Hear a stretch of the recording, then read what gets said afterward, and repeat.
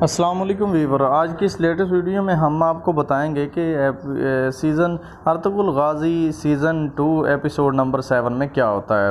دوستو، جیسا کہ ایپیسوڈ 6 میں ہم نے بتایا کیا ہوتا ہے، مختصر اردو میں ہم آپ کو آج بتائیں گے کہ ایپیسوڈ نمبر 7 میں کیا ہوتا ہے۔ ارطغرل غازی نویان سے جب رہا ہو کر بھاگتا ہے تو غنی اسے کہاں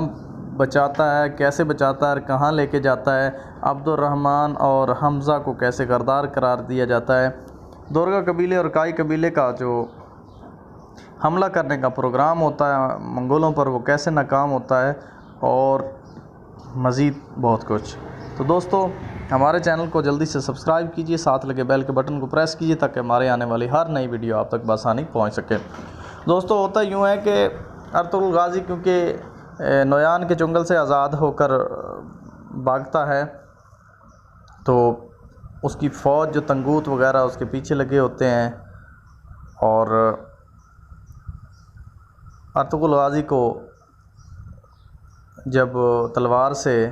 وار کر کے مارنا چاہتا ہے منگول ایک، تو اوپر سے غنی اس کو ان کے پاس ایک جو اپنا ہتھیار ہوتا ہے وہ رکھتے ہیں، ایک عصا سا، وہ مارتا ہے اور اس کو ختم کر دیتا ہے، اور اس کو اٹھا کر بڑی مشکل سے اپنی غار میں لے کے جاتا ہے، وہاں جو ہے اس کی مرہم پٹی کرتا ہے اور اس کے علاج۔ تو دوسری جانب جو ہے ادھر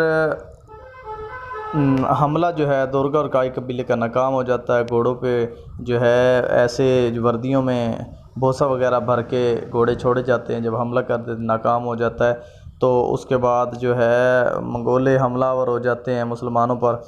اور پھر اس وقت تک حمزہ اور